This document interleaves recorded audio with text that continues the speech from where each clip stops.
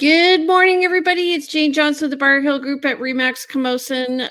Welcome to the Victoria Real Estate Show. It is Thursday, June 12th. I'm trying to figure out how to do a custom layout here. Andrew, help me. I don't know what you're doing, but you go ahead. Hey, everybody. Andrew Plank here with Vibe Collective and Royal LePage. How are you? Jen Lowe. No, Jen I'm Lowe good. here with Modern Mortgage Group. Andrew, how are you? Oh, I'm Jane Johnston. I think we already did that. We're going in circles. Should I start again? Welcome oh my gosh. Okay, good start. Good start to this one. How is everybody? I am doing okay. I am tired. I know Jane said she's tired. Jen, are you tired? Sure. Yeah. Okay. I'm tired too. It's just if we were gonna jump in the lake, would you jump in the lake? I'd never jump in the lake. It's been some nice weather. It's lake weather over the last little while. Maybe not today. Come on, there's some nice lakes out there. How's your week going, everybody? What's going on? Busy. We've had a number of people I'm finding it really hit and miss. So we've had some listings where we've had sales go through, people asking lots of questions, good questions. We're doing our due diligence on the buying side, but we're finding that it's a bit hit and miss these days. The market's a bit different than it was a few months ago. We'll talk about that today, I guess. How are you finding it, Jen? Are more and more buyers coming up for you? No, I'm doing right now lots of mortgage renewals that we're potentially looking to refinance to take care of some cash flow challenges. Lots of people, unfortunately, have taken on a bit more debt over the last few years. So we're getting that sorted out. This week's also been busy trying to figure out this new GST rebate for first-time home buyers and what that looks like.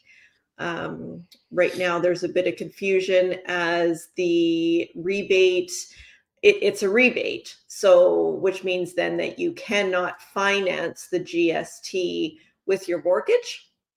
Previously, we used to be able to do that. So a client is a first-time home buyer is then needing to come up with the additional funds for the GST and then gets that money back in 1 to 2 years from the government. So that's a problem that we're waiting to hear I know, right? Hold on. Yeah, and that's a hold the horses kind of thing. This is so a program that's supposed to make housing more affordable is actually not going to do that. No, they didn't think Mind blown. the rebate piece through. It shouldn't be any different than the property transfer tax. If you are a first-time home buyer, you do not pay property transfer tax, right? But why is it the GST you have to pay up front and get it rebated? So needs to be sorted because the lenders do not want people getting in trouble or buying homes with the understanding or expectation they're going to get a windfall of money that doesn't go towards the mortgage. Mm-hmm. Is there any way to set it up so that, it used to be like, I guess for new development, if there was a GST rebate, it would get assigned back to the developer, for example. Is there a way to assign it back to the lender so that it's okay and they can still do this? Or is it absolutely just not a possibility? That's what needs to be figured out right now. Like that's I was at an event yesterday and it was definitely a topic of conversation. I'm part of, it's called CMB-ABC, and it's our BC Mortgage Broker Association. And this is something that they're bringing forward as we need answers quickly. So what would be the cost on $1 million? Well, 5%, right? 5% GST. that you have to come up with that extra money, and usually first-time home buyers, right? You've got all your money saved for that down payment. Right. And now you've got an extra 5% that you need to have that will then be given back to you when the government gets around. Gets around to it. Right. Oh boy. So you've got to apply for it. Yeah. Okay. So unintended consequences yet again with legislation. I mean, we deal with unintended consequences all the time within our own real estate board. Really great idea they had recently to change our communication system for realtors, and it doesn't work. It's not working as well as many people thought it would. So and also, rolled out in the spring when it's the busiest season. Why not roll it out in summer when and to a limited number of test agents or something, right? Or some sort of test it out. But anyway, these are the things that happen with government and with any organization apparently. So. Mm-hmm. Yeah. So, but it also, just to speak to that, because that is a big deal. What it's saying really, the reason why there's an uprising in the Victoria Real Estate Board is because people actually care. So they want to be in touch and they want to know what's going on. So this is a sign of a good board. And my understanding is that the board was actually kind of overpromised and underdelivered. It's not the board's fault. It's the company. There's a lot of factors that went into it, but let's go. Yeah. And so there were a lot of factors that went into it. I'm sure there's a lot of factors, maybe not, that went into the decision around the GST. But the GST idea, obviously that problem that's coming up with the GST, I guess the politicians didn't talk to the banks and realize or understand that the banks are going to be a little conservative about this and definitely not want to see. This is the same kind of issue where banks don't like to see buyers negotiate money back on closing from a seller. So say they've agreed to some sort of money back for repairs because you need new carpets. The lender does not want to do that because they don't want the buyer to be being loaned money that could be just seen as money in their pocket. Right. Well, it is money in their pocket because it's if they get a $20,000 rebate from the seller, which allows them to buy the home or whatever. Exactly. It's fraud, actually. Exactly. It is fraud. Yeah. Okay, so let's get to the more serious stuff of what's happening in the market. We're going to talk about pricing a home in a shifting market. This is a discussion with a lot of clients recently. But first, let's go through the mortgage update with Jen Lowe. What's happening, Jen? Yeah, so the Bank of Canada, they chose June 4th to keep their overnight lending rate the same at 2.75%. We are expecting 2 more rate cuts, however, this year, but inflation is a concern, and that's being watched closely. Fixed rates, they've been rising a little bit. And this is due to the bond market volatility. That's about it. Okay. You were saying earlier you're doing a lot of refinancing, and it was interesting to hear you say that, because when I asked how things are going, you said I'm doing a lot of refinancing, and I would have thought you would have been saying, hey, I'm doing a lot of qualifications for buyers in this market because it's, we're moving towards summer, but it's still, the busy season, you might say, or should be the busy season. And your answer was, you said, I'm doing refinancing. I was like, okay, interesting. Yeah. I'm definitely it not nearly as busy right now with purchases. I'm averaging sort of 1 to 2 purchases a week, but that's way down for this time of year. What would be typical for this time of year? I'd say closing 8 to 9 purchases a month. Wow. Okay. So you're about half. is what I'm hearing. Yeah. Okay. Yeah. I have a question. Do people tend to go with their original lender? Or do they For come back to renewals, you? they always come back to me.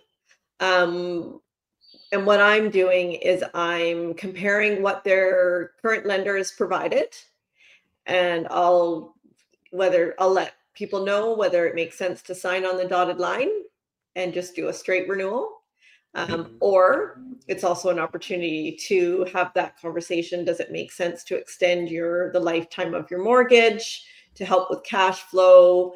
Do you have any upcoming changes in the next, few years, where we want to look at not necessarily going with a 5-year fixed rate, which is what your bank is going to recommend. Mm-hmm. Still, so what is a fixed rate right now for? It depends on, like, for a purchase right now, a fixed rate is around 4.14 for your minimum down payment. If we're looking at a 20% down payment, that's about 4.44. 3-year fixed rate right now, 4.29. So that's, I find very interesting as well, that shorter term fixed rate, which I like to call a good hybrid product, as it's giving you that security in certainty and knowing what your payment's going to be for 3 years. And that's signaling to me that in 3 years, where's the market going to be? The banks know more than we do. So, yeah, they do a lot of math.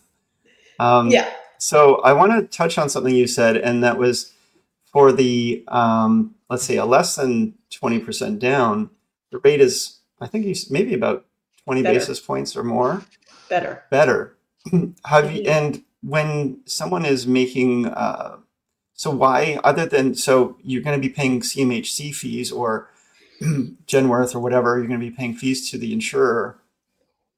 What is the difference in end cost for someone if they're choosing to go like, hey, I want the lower interest rate. I'm actually going to put less money down, but then I have to pay this. It doesn't make sense. Yeah. It still doesn't make sense. No. I just want to clarify that for folks. Yeah.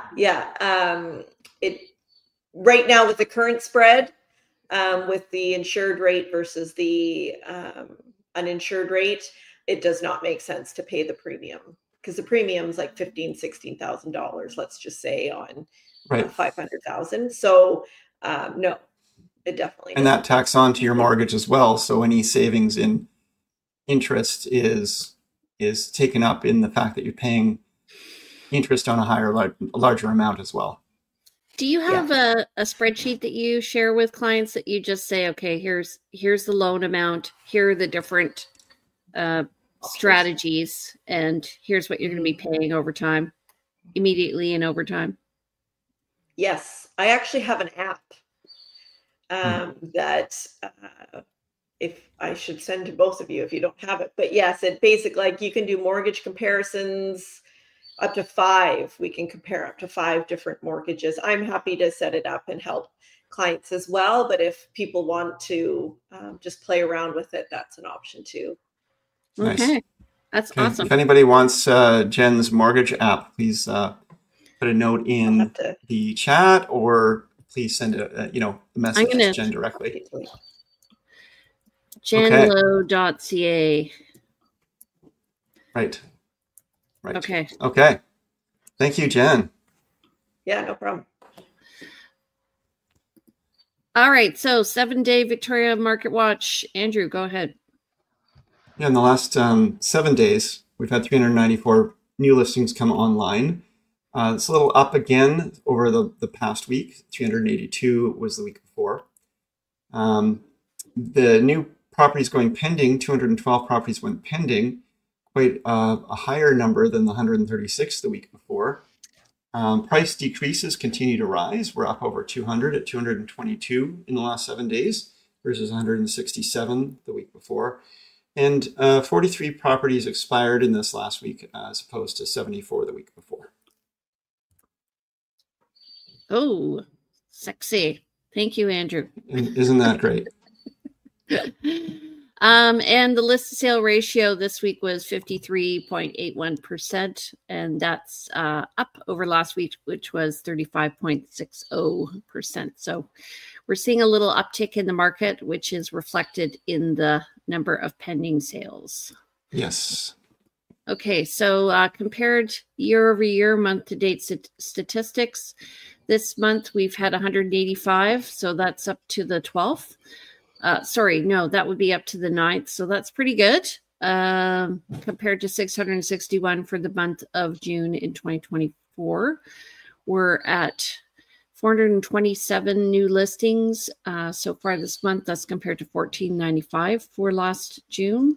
And total active listings, we're getting close to 4,000. We're at 3729, and that's up 10% over last year at 3459. So are we gonna like have a big gong go off when we hit 4,000, or what's the plan? Are we gonna have a party? Yeah, let's do it. Okay, awesome. Looking forward to it. Okay, so what are we talking about today, Andrew? We are talking about, what kind of strategies, I think, for both buyers and sellers should we be looking at when we are considering value of a home in a shifting marketplace? What do we tell our clients? How do we frame it? What are we looking at? What do we have to consider when the market is moving around a bit? And so it's really hard to put a pin on price. So, well, what do you do? I mean, first of all, I think what you do is you just share the information with your clients and let them, help them to understand that it is a shifting market, and so that they can understand whether they want to price to capture the shift, get ahead of it, whether they are feeling like they want to wait for maybe a shift back in the right direction for whatever that might be. It's really a matter of letting them know that risks of pricing a home in a market that could be going down, pricing it, too high or pricing it too low when things are moving around. But yeah, I think it's just really about conversation and really highlighting for folks that something's different now, that things are shifting. It's not, we're not just the values of the properties that we can look at in the past, what we normally do for comparables.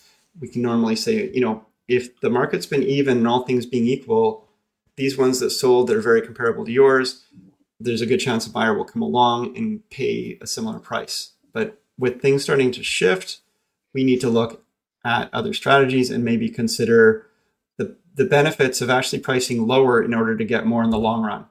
That would be a big mindset piece for some people who need to sell, and understand that, if you price according to the market now and then end up with the price of values going down, you may have to chase it and end up much further down the marketplace than if you priced it to sell today. That's one of the big pieces of conversation. Jane, your mind is spinning there. What is? Well, first of all, I'm wondering, how do we get rid of the banner at the bottom? I don't know. I'm like trying to get rid of the banner. I'm half listening to you. Okay. I see. I'll work on that while you craft your response. Okay, so here's my thought.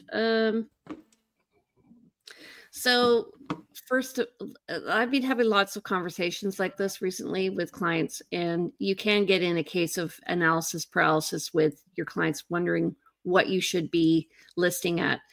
How did you do that? We'll talk later. Okay. So what was interesting in the conversation I had yesterday was, since listing a property, we looked at what else has come on the market since then. And what we noticed was there were a significant amount of listings that just came on. So what that says to me is, if you look, so one reason why I tell people to list earlier in the year is because there's just less competition. There's like this many other listings to compare to. And as you move on in the year, you have this many. So when you're, one little listing, and you have 10 comparables, you have a 10% chance of selling. But when you all of a sudden are one of 100, it's just a lot less.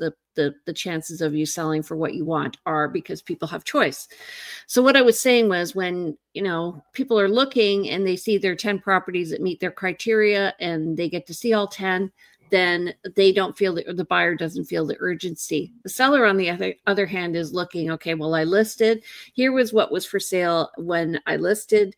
And then it's very important to have the conversation. Here's what's for sale now, 15 or 30 days in. And oh my God, all of a sudden, you know, there's less people around here. I mean, there's more people around here that I need to sort of adjust. So there's looking at what's exactly in the competition for your house. Well, let's say it's a single family home, but there's also looking at what are the unique characteristics of your home? What else? What other homes are out there that have it? And then looking at it holistically and saying, price range wise, what is just for sale in that price range? So let's say we're looking like 700 to 800,000 or something. What other condos are for sale in that price range? And then what other houses are for sale in that price range? Yeah, I play a little game. I play a little game with my buyers, with my sellers, and my sellers, especially when we're looking at pricing. And it's something you need to do and revisit every once in a while when you've been on market for a while, especially, again, in a shifting market where you say, look, you know, you're priced at $900,000. If I had $900,000 today, and let's say the average buyer had $900,000 and was to go shopping, how would they be viewing your property compared to what else is currently on offer? Not what is sold in the past. Your neighbor may have gotten $50,000 more than you're currently asking, and they might have exactly the same place as yours, and they just sold 3 weeks ago. But right now, what are the options for buyers? Because they're going to be looking with their money, which is important to them, obviously, just to do the best they can for it. Yeah. So you have to keep apprised of what's going on in the market. That's the biggest mistake I find. If a seller is not looking at what's happening in the market, and we send those market reports once a week, we are in contact with them with what's happening. And if they're not looking, okay, how many people are looking at my listing? How many showings am I getting? How many other people are for sale on the market? Then when they don't understand why, and they start asking me, well, are you advertising here? Are you advertising here? Have you thought of advertising here? And I'm like, I'm advertising. If you Google your email or your address, you're going to show up in a million different places because you are all over the web. So it's not the marketing. So it really comes down to figuring out where is the market going. So we're, Andrew and I, and I'm sure Jen, are always looking at what's happening. What is the news saying? What is the BC REA saying?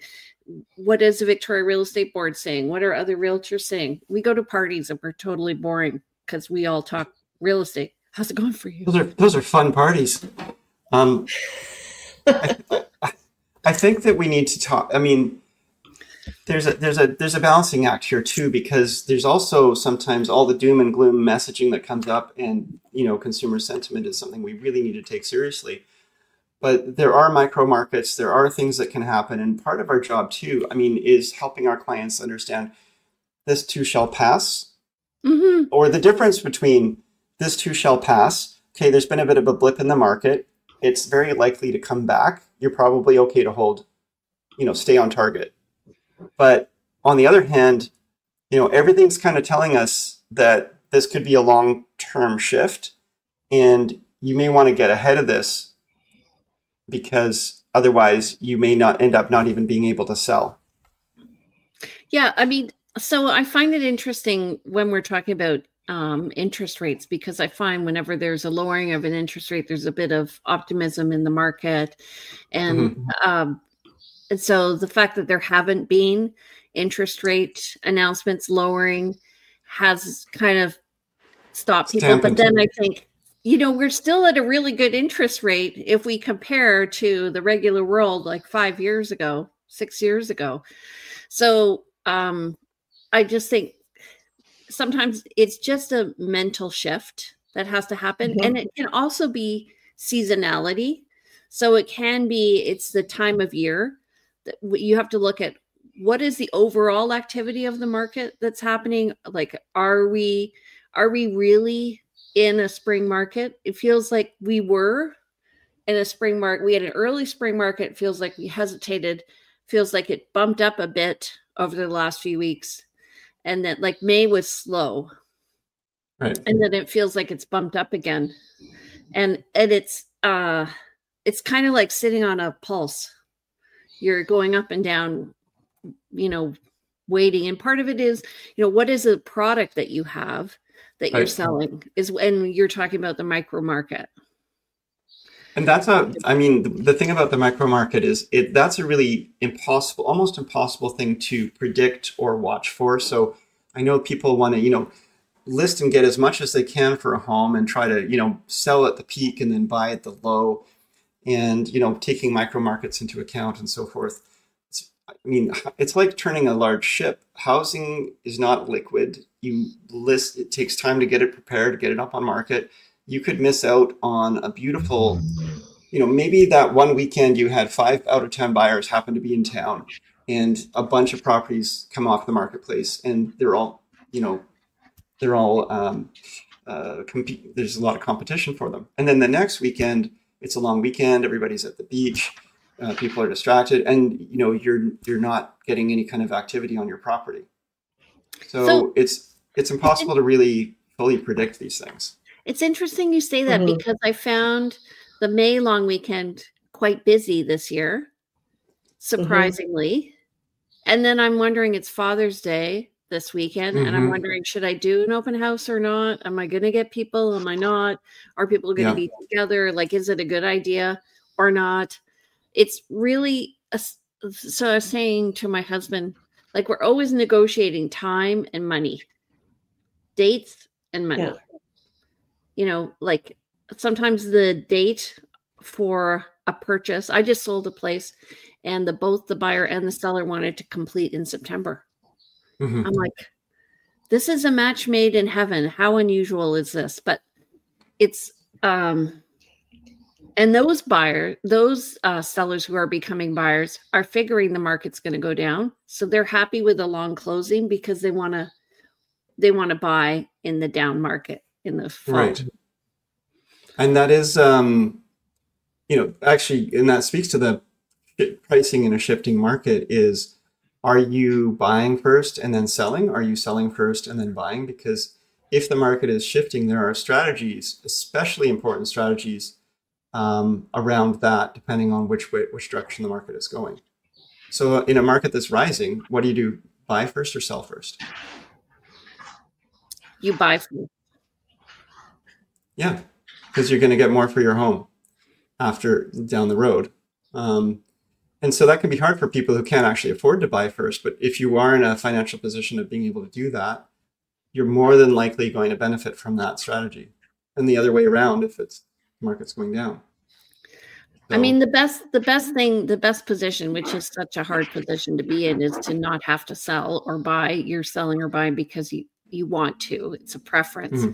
Because when you're motivated to sell, so the thing I tell people, especially when they're older, like you want to sell before you have to sell. You want to make these decisions. It's like go to the bank to get the loan before you really need the money. Yeah. Yes. But it is, true. It is hard in a shifting market, again, where you go to sell your home and then you've got an unconditional agreement to sell your home, and then the market suddenly takes off. You're competing against properties. You're not winning on those competitions. And 3 months down the road, 4 months down the road, you still haven't found a home, and prices have gone up by 5%. And now you can no longer afford to buy a home even as good as the one you just sold. I mean, those are things that you've got to really, really watch out for in those shifting markets. I don't think we're shifting that way, though. I think we're shifting the other way. I think. No, I'm talking in generality for sure. Yeah. I think right now people need to just realize, I think there are a number of factors that are coming in that say that the market's going to go down. So, really, Well, the BC real High estate inventory. economist is saying that the market's slowed down. I'm thinking if I highly doubt actually that we're going to see 2 interest rate drops. I know that they're thinking that, but if inflation is up, I don't see interest rates going down. I don't know. And I see the number of listings going up. That's another sign that prices are going to go down just because there's going to be more choice. So people are going to, well, you know what? If I don't want your place, I can go to the neighbor's place. I mean, I was doing an open house the other day on a street where the same, slightly different house is for sale. We both did open houses at the same time. People were going literally back and forth to 2 houses. I got an offer on mine, which we did not accept. And I sent a note out to the realtors, and the other realtor said, "Send them my way. We'll take us up to the sale." Like, yeah. So, yeah. And it speaks to the seller's motivation as well, right? So that seller is more likely to take a lowball offer than my seller. So speaking of shifting markets, and when things are starting to slow down and not looking as positive, one of the things that I've observed over the years, and I think it's followed up in the data, is prices tend to go up much more quickly than they come down. We had during COVID, there was a big fear spike at the very beginning, and prices dropped precipitously to begin with, and then they just came roaring back. But overall, sellers are less likely to drop their price than buyers are to increase their price. When you see somebody we see that prices, when the market turns to slow down, sellers will choose not to sell rather than take less quite often. If they have the opportunity to do that, I talk to people about that all the time. So like, if somebody's like, I need to sell now because I'm moving for my job, that's one thing. That is one thing. They're like, you know what, my kids are growing older and we need more space to fit them in, that's a different thing. Or we want, sometimes, I think we talked about this last week. Sometimes I see people who are, they're just going through a rough time. Either their mom needs to come in with them, or perhaps, their kids are going to university and things are shifting and their cash flow may be different and all of that. So really trying to help them figure out, is this a short-term decision? Is this a short-term pain or a long-term one? And then, yes, do you have to sell? Right. No, yeah, you're right. And the person who's owned their home for 25 years and sure, their number on paper for the value of it went up higher at some point in the past, and now it's a little lower perhaps, but they're still willing to sell. They know what they want to do with the money. They've got a place to go with it. Those people who bought at a higher price point have a harder time selling at a lower price point. And those people who are, having plans to do a certain thing. But people do also, it takes some time, but people do have to always be reminded of, I think, what is your end all intention here? What's the cost of staying in the same home for the next 5 years, and not getting on with your life? And is that value going to be subjectively worth spending the money of the less for your home that you might get today than tomorrow? So let's just talk strategies here. So you have to sell your home now. We're in a declining market, let's say, or, it's at least flat. I think we are flat. And I agree with that. What are signs that say you're not priced right? One is you're not getting any viewings. Yeah. The viewings you are getting, the feedback is, it's not a fit for the clients, or there's some sort of comment on, room is too small, or needs a this, or, condition. And that's usually to indicate that they're finding better value somewhere else. Yeah. Or they may not give you any feedback, because if they do, and they do come back. They don't want to prejudice themselves. So that happens too. We are in a weird situation when we give feedback, because are we giving our feedback or the client's feedback? So no showings, you're getting feedback that maybe is saying there's something wrong with the house. And lowball offers. Lowball offer. I'm trying to think. Or maybe you are getting the viewings and no offers. Yeah. Yeah. So you're in the right. So you have to adjust. So the strategy is to say, hey, I want an offer. How do we do that? One is we can do a price reduction. One is we can up our marketing a bit. Maybe do some more social media around it. Another is we can do an open house. Yeah. An open house I would consider within the realm of marketing. But when we talk about, so you said earlier, we do, even without doing any specific realtor marketing, just the MLS marketing, it means you're going to be seen all over the place.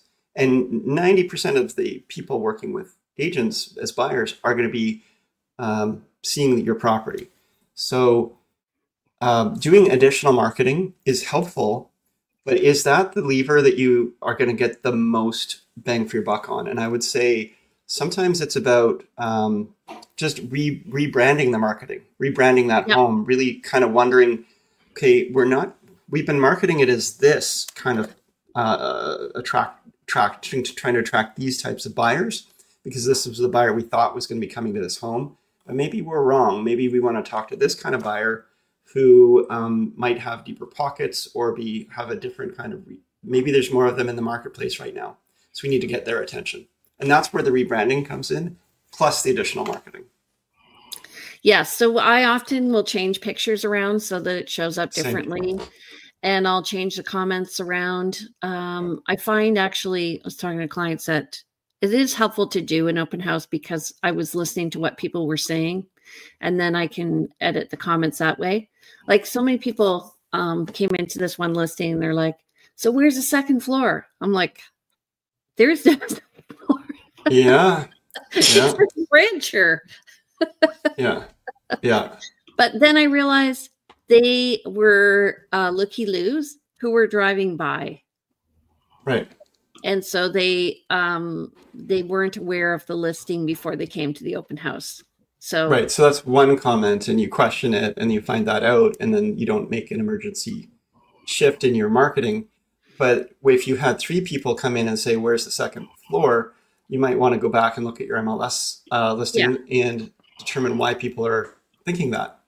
And, we all make mistakes. Sometimes there is something put into the MLS and it's a really good thing to double check it and triple check it. But even after that, there could be mistakes. This is why you want to really read the comments when people are constructive. So we had an open house. This is one of the first listings I had. And this woman had her primary bedroom upstairs, and she had her son. She actually had her son sleeping upstairs, but she had the crib downstairs, and people would come like on the main level. And then she used the front bedroom as an office. And after the open house, I realized people were saying, okay, like, I don't like not sleeping on the same level as my child. Why would anybody do that? So we just moved her bed down, made the upstairs an office and gym.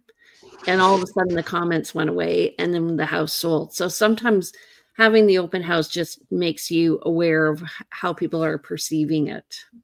So there was, so there's a woman who, she was on the spectrum, and she identified things about farm animals, I guess, and there's some stuff on TED Talks about this. I'm going somewhere with this. Bear with me. She identified animals that are going through the corrals, and they're being, sent through the various maze of stuff, and they're stopping, and there's a certain point where it's blocking. And she's able to kind of say, well, you know what, there's a flag that's flying across the way there, and it's catching their eye, it's distracting them, and it's causing this whole line to stop. And it's actually fascinating if you listen to her, because what she's doing is she's perceiving things that maybe somebody else might not perceive. And they're on the unconscious level for these animals. But that's the same for us. We're animals too.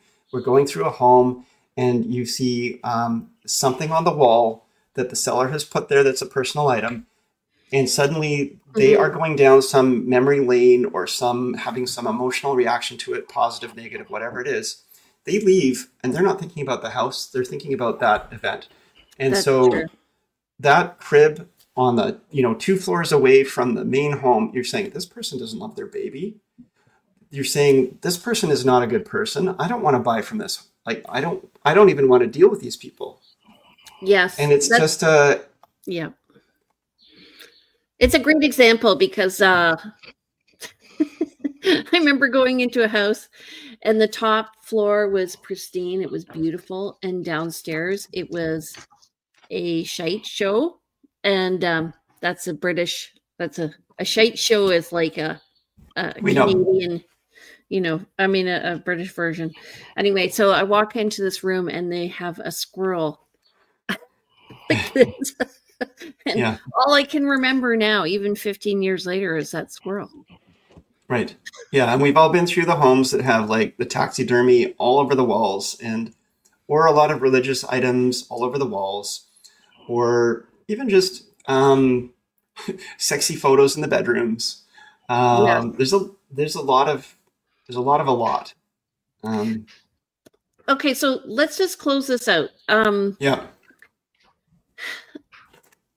Sit down, look at the whole market, look at all the comments, try and just figure out, if you were a buyer, put yourself in the buyer's shoes, put your feet in the buyer's shoes and say, what is a buyer perceiving when they come to my home? And what can I do to make it more amenable for them to purchase? If you're highly motivated to sell, if you don't have to sell, maybe now's not the time. Right. Why hammer at something that's not actually worthwhile? So if it's not the time to sell, you're not getting activity, maybe do take your home off market and wait for a better time. There may never be a better time, and you need to understand that. You may never sell. Or it may be 5 years away. But if you don't really truly need to sell, why put yourself through the trouble? But really listen to the market, be in tune with it, and listen to your agent. Yeah. Okay, folks. So if you like the show and you know somebody who's trying to sell, maybe they need to hear our advice. If you know somebody who is wanting to get their home ready, let us know. Please share and also don't forget to comment if you have any questions. And Andrew, how do people get in touch with you, my darling? Reach out. I'm at 250-360-6106. That's my cell. It's a direct line. You will catch me there. Unless I recognize, never mind. You will reach me there. info@andrewplank.com is my email, and you can come to the website, andrewplank.com as well. We are also at realvibe.ca for the Vibe Collective. Okay, Jen. I am at 250-217-4925. Email is jen@jenlowe.ca, and my website is jenlowe.ca. All right, and you can reach me with our new branding at the Briar Hill Group. My number is 250-744-0775. My email is jane@briarhillgroup.com. And you can visit us on our web at briarhillgroup.com. And don't forget to follow me on Instagram at realtyteacher_remix_Victoria. And I'm happy to say that we got our Facebook back. Yay! Oh, good. Yeah. Oh, good for you. Good for you. Yeah. All right. I got to go to another meeting. So we'll see you next week. Don't forget, we are on every Thursday at 9:30. We'll see you then. Take care, everybody. Have a great week. Thanks so much. Bye.